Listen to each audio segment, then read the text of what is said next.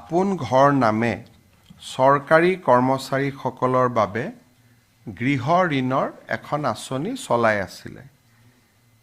যি কেইদিনমান আগতে আমি কেবিনেটত সিদ্ধান্ত লৈছিলোঁ যে এই গৃহ ঋণৰ সৰ্বোচ্চ যিটো পৰিমাণ সেইটো 15 লাখৰ জাগাত 30 লাখ টকা হ'ব।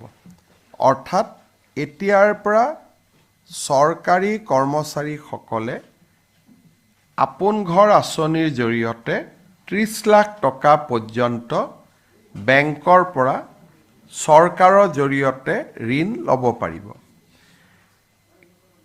একাংশ কৰ্মচাৰীয়ে আমাক আহি আপত্তি দিছিলে যে আমি আগতে 15 লাখ টকা পালোঁ, কিন্তু নতুনসকলৰ কাৰণে আপোনালোকে 30 লাখ কৰি দিলে, গতিকে আমাকো আৰু 15 লাখ টকা ঋণ লোৱাৰ সুবিধা দিয়ক।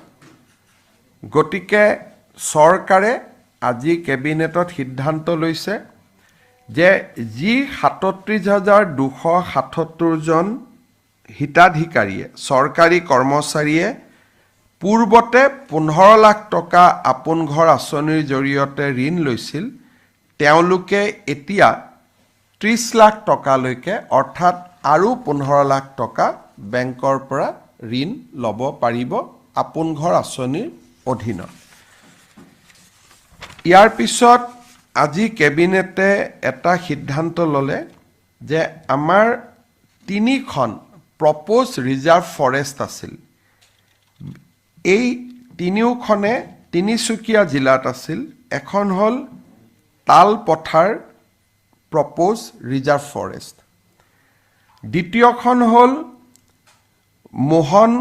মোহনপথাৰ প্ৰপ'জ ৰিজাৰ্ভ ফৰেষ্ট, আৰু তৃতীয়খন আছিলে first addition to Duamara propose reserve forest.